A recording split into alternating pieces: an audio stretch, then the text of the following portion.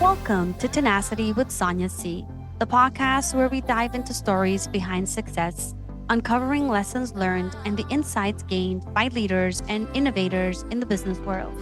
I'm your host, Sonia, and let's get started. My guest today is Alexandra Goldwell, a somatic and transpersonal therapist, yoga teacher, college educator, and meditation teacher. Alexandra has overcome incredible adversity, including a stage 4 breast cancer diagnosis that she was told would be with her for life. Now cancer free, she shares her journey of healing, resilience, and the insights she's gained from years of studying, suffering, and how to transcend it. In this episode, we're focused on life after breast cancer, something we both know firsthand. We'll explore how to rebuild your life, redefine yourself, and embrace the changes that come after such a profound experience. This conversation is one for anyone who has faced adversity and is looking for hope, healing, and inspiration. Let's get started. Hi, Alexandra. Welcome to the show. How are you today? Hi, Sonia. Oh, it's a great morning. I'm happy to be here.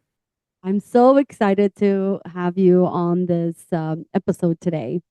I know you and I we're both women in business, but we also have a similar journey where we both went through breast cancer.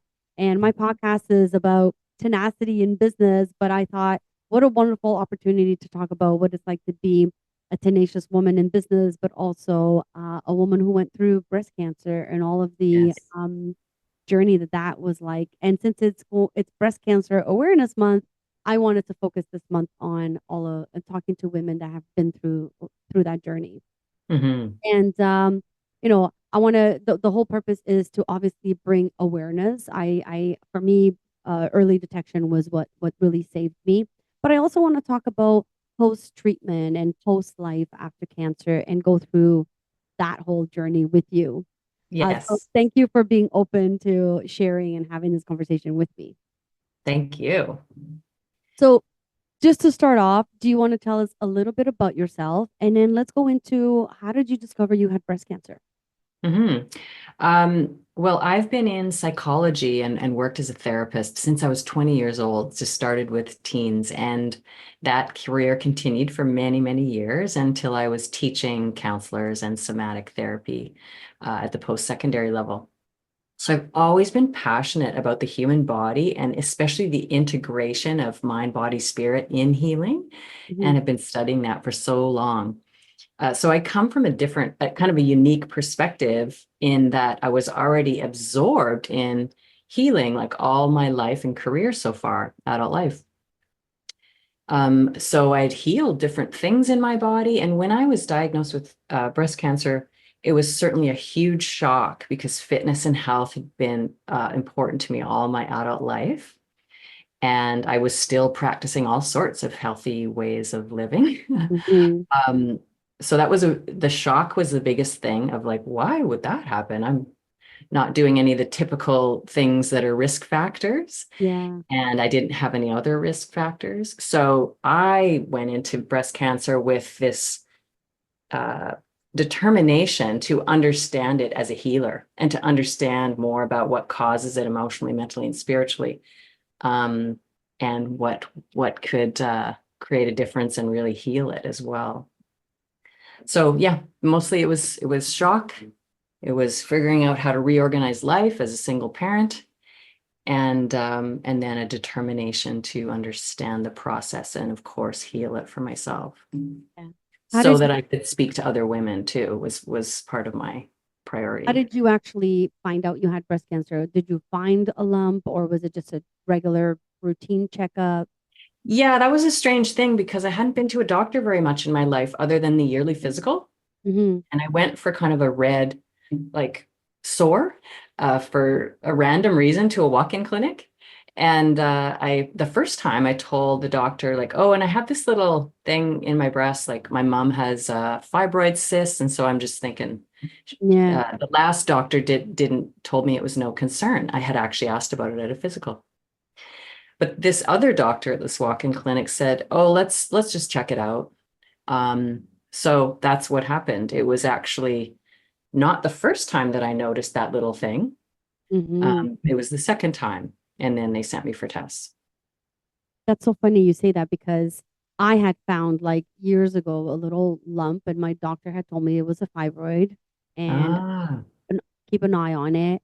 And then yeah. years later, I started feeling like this numbing sort of sharp pain on it. Oh, That's mhm. what led me to go to the doctor and find out that it was in fact breast cancer. Right. So there's a pattern there as well, right? Yeah, exactly. And I didn't feel for other women too, like I didn't feel any pain at that time Mm, still. Um, but it's good to get a second opinion. I guess that's what I learned from it yeah. because yeah. Did you have a history of breast cancer in your family? Nope. No history of cancer at all. Thing. Yeah, neither did I. And if you don't mind me asking, how old were you when you got diagnosed? 47. Okay, Mhm. so still young, right? Oh For yeah. Yeah. diagnosis. I'm active. Yeah. So you mentioned that overcoming cancer requires discipline and focus beyond what you thought you had. Can you Mhm. tell us about the mental and emotional strategies you used during your 4-year journey? Yeah, this is such a huge part of it because it's so easy to get discouraged. Mm, And it's for me, it also was so easy to feel really isolated in the process. And people reach out quite a lot when it first happens, yeah. when there's an Yeah. initial diagnosis, or if you're in treatment and you need things like meals brought by or something. But in that vast interim, in between space, when I was just trying everything I could to attend to my body and parent and go on with life, um, it was easy to get discouraged and feel very isolated. I already had like a 25-year meditation practice in my arsenal, like that was already a habit. Mhm. So I absolutely did that every day. And I already had a yoga practice also. I had been a teacher previously, so I was still doing that 5 days a week and walking and just being outside. I was trying to, be as positive as I could, stay mentally well, be really clear emotionally for my child. Um, so there's various practices. And then in the field of psychology, there's various practices to deal with your emotions. So I did all sorts of things in terms of somatic practices to attend to a wide range of feelings from extreme despondency and lethargy and just kind of want like hopelessness Mhm. and then rage at times. I've always been a very spiritual woman, so like there was times when I had to rage at God and I felt guilty about that, but that's what was true inside. I was like, how could this happen? I'm by myself. How could this happen? I've already gone through this and this and this. And I felt really a lot of anger at different periods during Mhm. the years. It's not like it just was once and then it was gone. Yeah, and I find that like everyone tries to comfort you in a certain way, but I just find that like everyone has a way of coping and dealing with their emotions. True. Like for me, I just wanted to be by myself. I didn't want people Did around. you? I Yeah. didn't want anybody around me. I did not have chemo. Did you? I did at the end, Okay. but not for the first 3 years. Yeah. And did you have like a lumpectomy or a mastectomy or No, it was suggested and I really wasn't ready. And also I didn't want it. I felt that I could do other things. And so okay. that was part of my journey was really understanding what was right for me. So you kept both breasts. I did. Okay. I had a double mastectomy. Okay. Yeah. So I went the surgery route, which was kind of frustrating. I probably would not have done it again if I knew what I know now. But Uh, so you still have your breasts. Do you stress out about the possibility of breast cancer coming back because you didn't go the route of surgery and having them removed? no, I'm not a person that stresses out about that. And I think it's because of a long, long time of practicing with my own mind and healing over different levels of anxiety and worry and this sort of thing as a younger woman. Mm, Um, I also had never relied on the medical system or at all in my life. So I just wasn't in that habit. I was in the habit of trying other things, and I really love looking into alternative health all over the world. Um, so no, I haven't taken the recommended drugs post cancer-free scan, and it's not something I spend time thinking about. I am aware though, and I've asked my oncologist clearly, like I want to be scanned regularly and I need you to follow up, even if I don't do what you say. Mm-hmm. And he's been really clear, like, I think you should do this and this. And I said no, and done my own research, and really I've asked those questions many times. It's not like a easy decision, Yeah, I know for sure. but it didn't feel right for me to do the ongoing drugs. It didn't feel worth the consequences. And my focus and in healing in the last year, when I really gave up everything, gave up working and focused on nothing but healing, what I learned is that, or what I believed was that cancer cells really can't exist. I didn't believe they could exist in an environment of joy and like zest for life. Mm-hmm. Okay. And so my whole focus to heal them and that experiment for my own self was how much can I appreciate life? How much can I live? Not just force myself, oh, think positive. You can't ever think like be Yeah. discouraged. No, that's not it. It was more like, are you living fully? Are you doing what you want? Are you fulfilling your dreams? And there was a lot of answers to those questions where I was like, no, no, I'm not. I really, if I only had a year left, there's different things I'd want to do. So it really made me prioritize. Mm. And that's why I've chosen not to do certain things that tanked my energy. And I just went full on quality of life for as long as I can live. And I'm not going to live in fear. So you were told that you would have to live with cancer for the rest of your life. You chose not to have surgery. So can you tell us a little bit about the things that you did because you're cancer free now, right? Yeah. Yeah. So what did you do if you didn't have it removed? What was the process that you went through, and what was your journey to get to where you are now? Yeah. Well, in the last year, I was doing various things the first few years. It was managing it well. It wasn't growing, but in the third year, it grew. Mm, And looking back, I really understand now how I was under extreme adrenal stress. And I want to emphasize this for women because we've been conditioned to really push, we can do anything. So you're capable of anything. So go, go, go. And rather than honor potentially a more feminine way mm-hmm, or a way that integrates all of ourselves versus just like trying to fit into the established system, um, I found that I was in push mode just to like keep up with my single parenting. I got to do more. I was always worried about just getting by and stressed. Yeah, even though I was doing all these health practices. right. So looking back, I see that I didn't have the funds for a lot of alternative therapies, but I did the best that I could. I was like the poor women's path to healing cancer, really. Mm-hmm, Um, And I could have asked for help in different circumstances. I could have explained how actually hard it was and how I was struggling just to like make ends meet. mm-hmm, I could have changed certain things where I was still like managing kind of people in my home, in my life. I could have dropped other things sooner. mm-hmm. And I wasn't getting that final lesson that I felt is why it grew in the third year and forced me to make some decisions because uh, at that point, I had to decide. I went to the doctor and I said, okay, I'm ready if you need to cut off both my breasts or have this surgery. And that's when they said, sorry, it's too far gone and it's Oh, stage 4 now. oh, It was stage 3 at diagnosis. And you're going to have to do chemo, and we don't expect that it will all be gotten. We don't expect that it will get it all, but we'll just quality of life manage. You can go on drugs after, da da da. So that was the point I personally needed to get to really consider what had to change and what I wasn't doing. mm, And I had already been a single mom for a while, and I was just used to being a really strong woman who handled things herself. yeah. So what I needed was to get to that point of actually asking, like being in a life or death scenario and going, well, what am I going to do? I sat in the doctor's office with a friend holding my hand.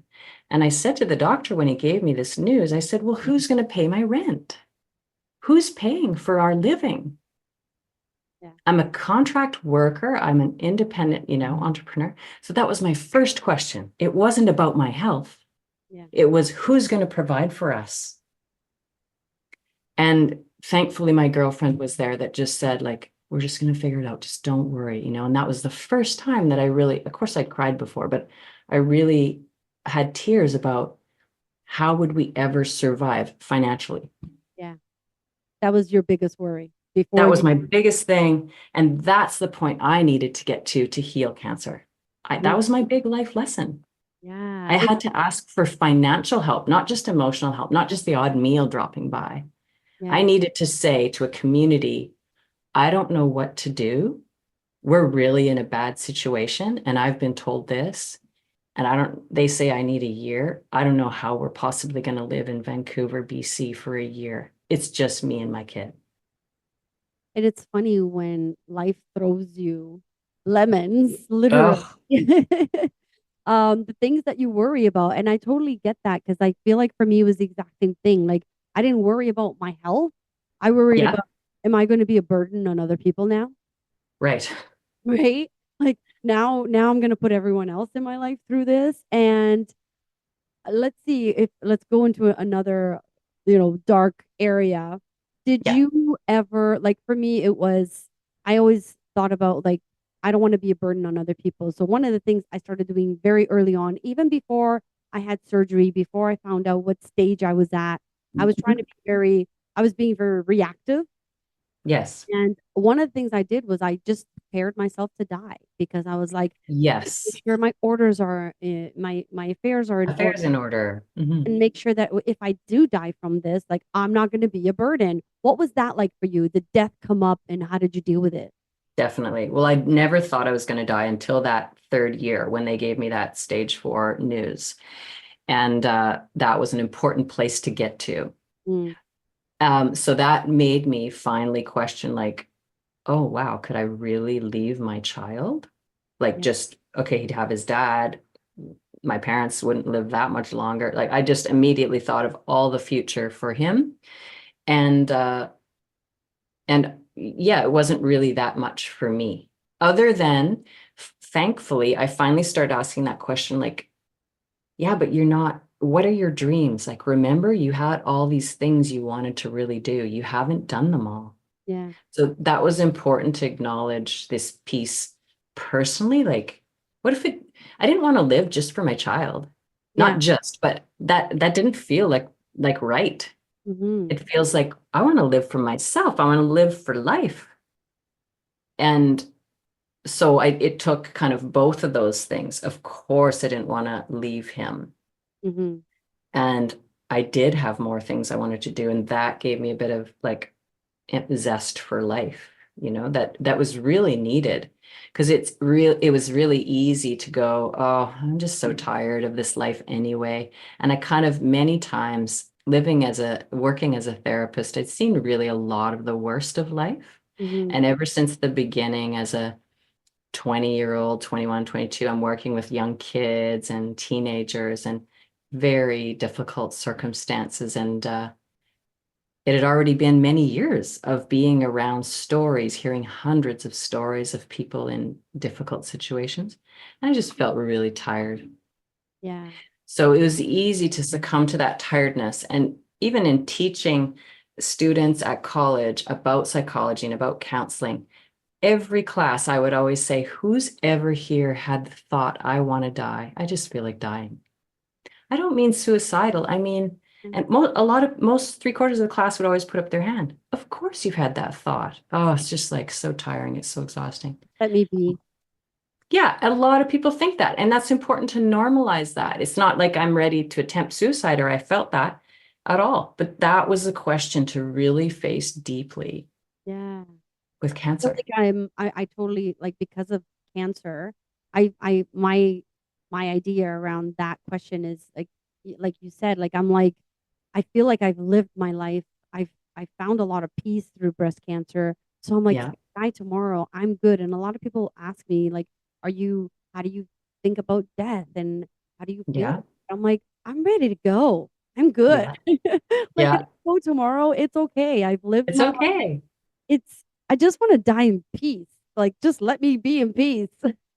Yeah. Right? Yeah. It's wonderful to actually come to that place where I would be okay if I went tomorrow. Yeah. And I think that's a real gift of a life-threatening illness. I'm working with a few women that have a cancer right now and are aiming to heal it. And there's a different, like a person who's gotten to that place in life has a different perspective on living. Yeah, for sure. So everyone talks about, breast cancer is very common. Yep. We get it every day. Everyone talks about the journey of breast cancer, the Yeah. surgery, the diagnosis, the chemo, the story of going through fighting cancer. But I feel like there's a subject that people don't talk that much about, and that's the post. Mhm. What happens when you get your 5 year remission, or when Yeah. you get the news that you're cancer free? I've now come to the conclusion, just based on my own experience and organizations that I'm part of with women who have also gone through it, that Okay. it's not the end for us, for a lot of us. And I love Right. this conversation because you and I sort of have like different experiences with it, so we can sort of compare. What was it like for you now post breast cancer? hmm Well, I found that it was really disorienting at first. I mean, a cancer-free scan is like, oh my God, it really happened. Like, holy crap, I'm free. I'm Yeah. done. I was so sick of the whole story and the whole journey. I was like, yes, I'm done. So there's that joy that rides for a while, Mhm. kept me going, at least for a few months. It was just integrating that. Um, and then I was left though, again, with myself Yeah. and okay, what then? Yeah. What now? Like, what is that other level of being true to myself? What is that other level of fulfilling my dreams, those long held things that were kind of sitting in the background? What is that next level? And I really felt like the first year after the cancer-free scan, I was kind of walking like a toddler, like a little bit wobbly. I just didn't feel like I was quite in, got my legs yet. Yeah. Who am I now? And who am I choosing to be day by day? We're always choosing our thought. We're always choosing what do I want to fill this day with? Yeah. What's really going to feel good for me? And so, honestly, I'm just at 20 months since that cancer-free scan or something. And I feel like maybe in the last 3, 4 months, I'm kind of feeling I got my legs. Maybe I'm like a 2-year-old that can actually run or a 3-year-old, okay, I think I'm okay. I And think I know who I am. it's so interesting you say that, because it's people think, oh, you're breast cancer free and life Yeah, goes back to normal. go on with life. Yeah. Like life goes back to normal to what Not you like that. were. And that's the part I really struggle with, where I felt really lost after I was breast cancer free. Because I had Yes. spent the last 5 years preparing to die, trying to fight this Yeah. thing. I prepared to die, but I didn't really want to die. And Yeah. you're going through the motions. And then all of a sudden, it's like, oh, that journey is over now. I can't just go back to my normal life because I went through this Oh, whole thing. And then I felt really lost, like you. And it's like, being a toddler totally. again and I feel like I'm still trying to figure it out. I just don't feel like I'm the same Yeah. person. No, you're not. How can you be? How can you be at all? Yeah. And a woman that I'm working with who is going through a cancer and may just need to like find life while the cancer is still existing in her body. We don't know yet, right? But can you move on? You're totally a different person from that pre-diagnosis person. You're Yeah. you're thinking about priorities differently. You're thinking about your kids and your family differently. You're thinking about your own self differently, and about everything in the world, and about people's stress or kind of everything Yeah. that kind of people have conversations about. Some of it becomes completely unimportant. Yeah. Like, and I think many people post life-threatening diagnosis or after they're over it are just like, no, I don't want to bother with that. I have no time for that. I don't need to do that anymore. You can get really clear on your boundaries. Yeah. And it's so interesting because that's when change really happens, and a lot of women get into areas where they never thought they would, and they True. change their careers or just like they start really learning self-love and expression, right? Exactly, which is so potent and important. And Yeah. I've worked with primarily women like all my adult life, and I'm in my 50s. And so I've watched women over and over again in healing environments, in therapy environments, in group therapy environments, um, often not prioritize themselves. And that is a very huge piece of learning for Yeah. a woman. And we're also doing it maybe for the first time from our mothers or grandmothers or so on, Yeah. because we have more choice and we have more freedom to do so. And we're like now doing personal development and spiritual development. So it's really a different time. Yeah. And there's a lot of freedom. And sometimes freedom can be disorienting. Yeah. Like, But then there's also the other side of it, which I sort of, I still have it on the back of my mind and I experience, which is the worry all the time. Like, right. am I gonna get breast cancer again? Am I gonna get sick again? Can I really move on from this? And Yes. sometimes life just seems really crappy.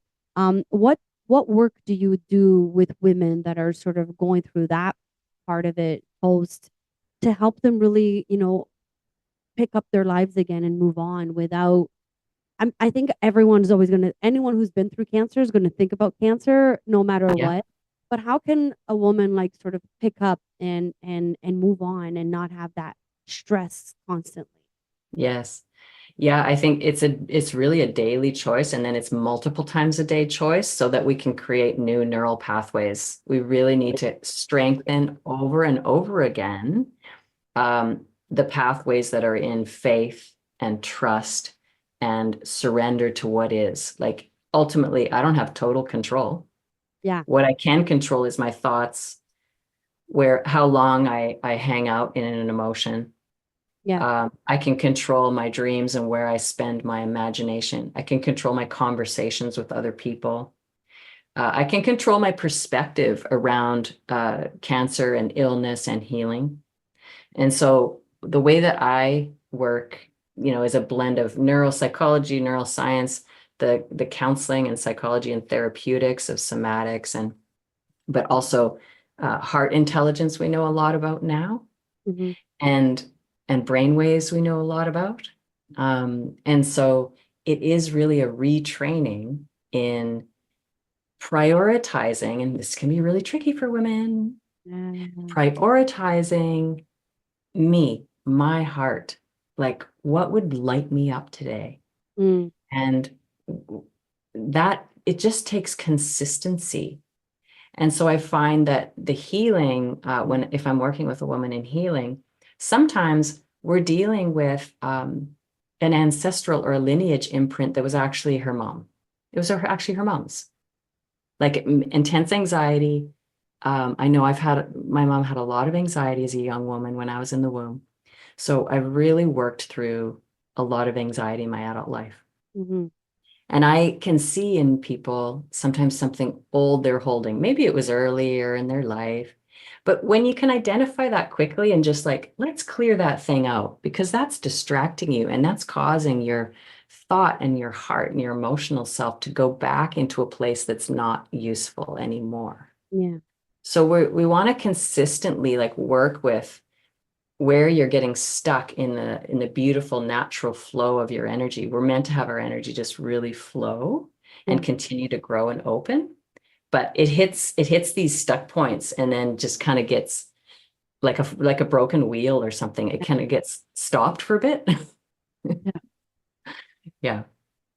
So, what advice or message would you like to share with others who are facing a difficult diagnosis or life challenge, especially those who may feel overwhelmed by fear and suffering? Yes. Oh, I just feel so much about this because I don't want people to just get caught in that whirlwind of fear and I have to do this and I have to do that. Um, it takes a lot of a training again and support around you too, or even just a few people that really can sit you down and go, but what do you really want? What's most important to you? How do you want to walk through this journey? There is opportunity to kind of slow down that process and work with the nervous system so we're not getting completely controlled by fear. Mm. And that is tricky. Always my hardest days were after coming home from the Cancer Society or the doctor office. Yeah. It's just full of swirling amounts of this is what you have to do, or if you don't do this, that's going to happen. And doctors are coming from statistical experience, which is important. Yeah. And I welcome everyone to do what feels good and right for you. And I went through chemo treatments at the end, but that's not you. You are not a statistics. You are you. Yeah. You know, and you each have to find what kind of comprehensive treatment plan works for you, what you need emotionally, what you need spiritually, what you need mentally, what you need physically and physiologically to feel as best as you can as you walk through it. Yeah. So I just pray for people to get support, Yeah. you know, And in all those areas. do you I mean, I believe in this, but do you believe that sometimes as women with our doctors and treatment, we have to advocate for ourselves on what we think is best for us to a certain degree? 100%. I had sadly like the first two oncological experiences I had were pretty bad. Yeah. And I left them. And they would not follow me if I didn't do what they said, Wow. which was surgery initially and chemotherapy for the next two oncologists.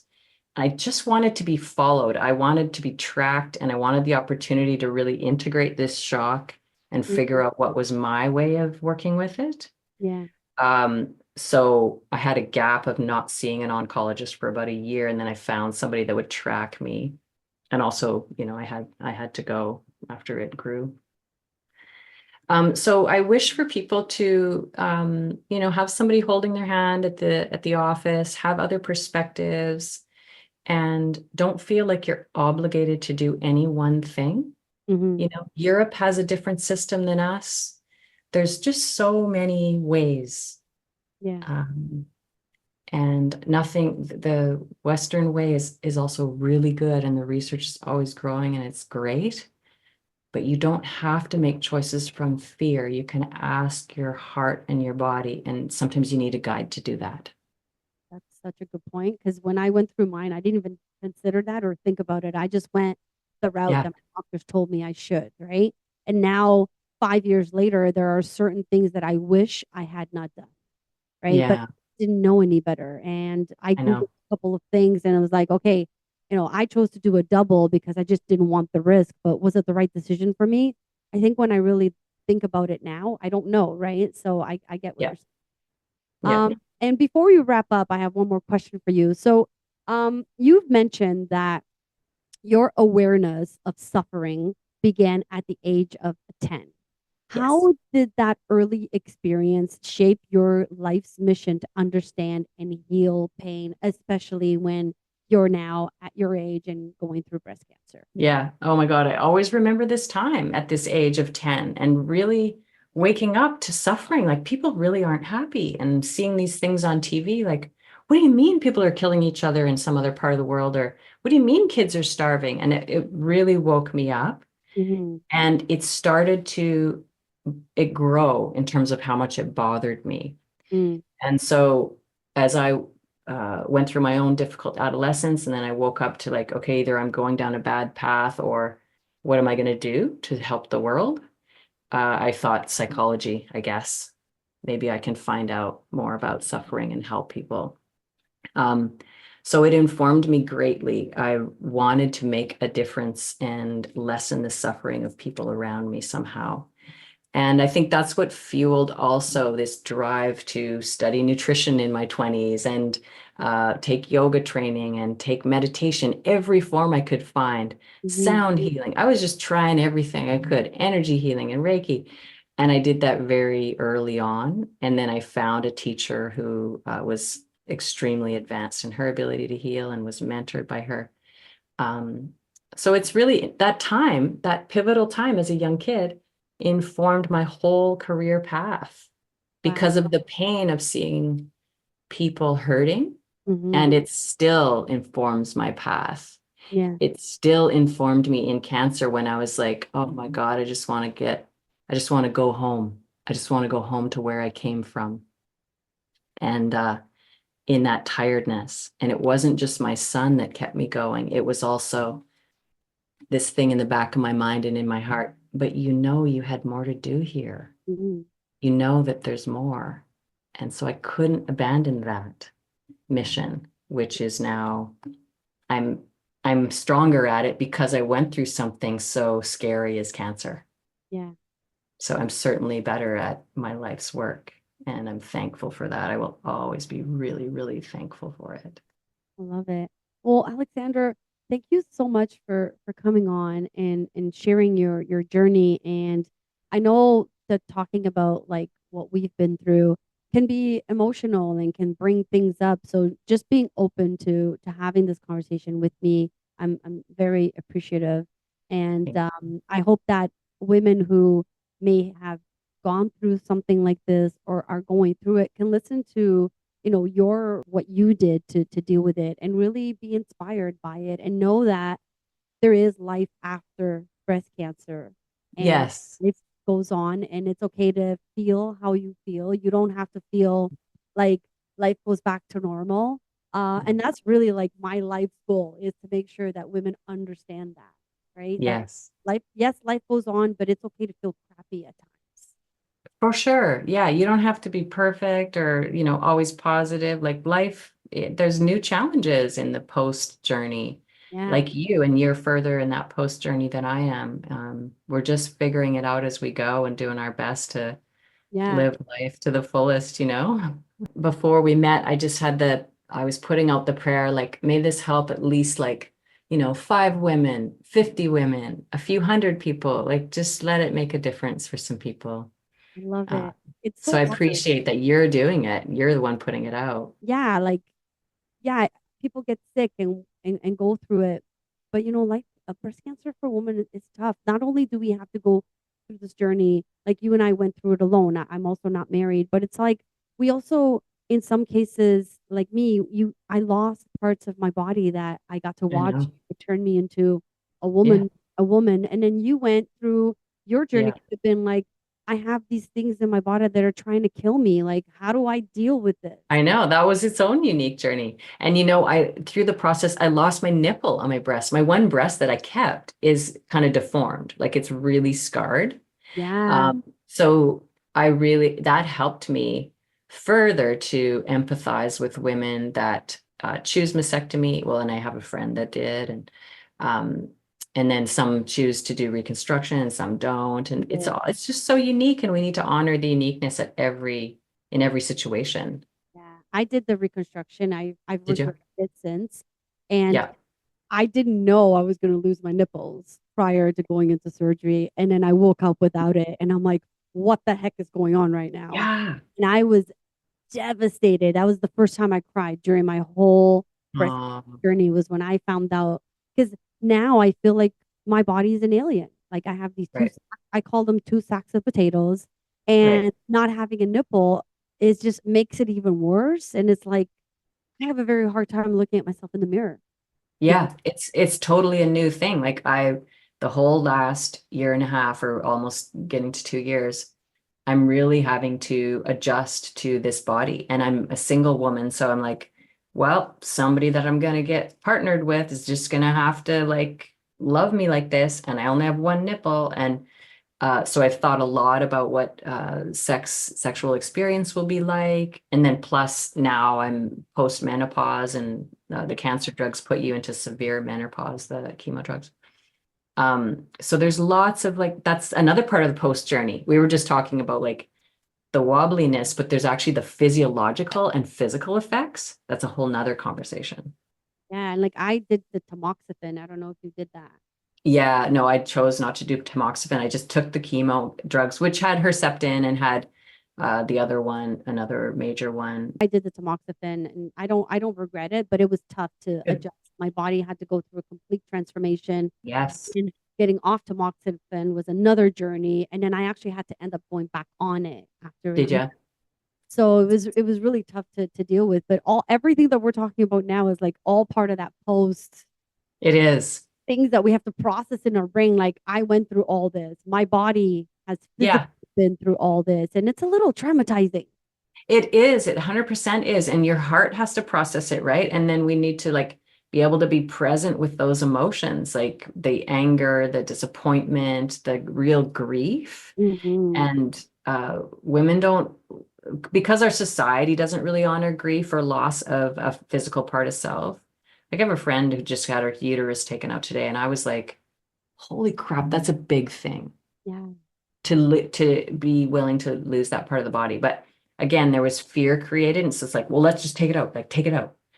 Um, and there's such that rush in the medical system that it doesn't give honor. I'm not saying she probably needed to do that anyway, but what if that process could have recognized, okay, this is a big step, Yeah. and you might actually have some after effects to this.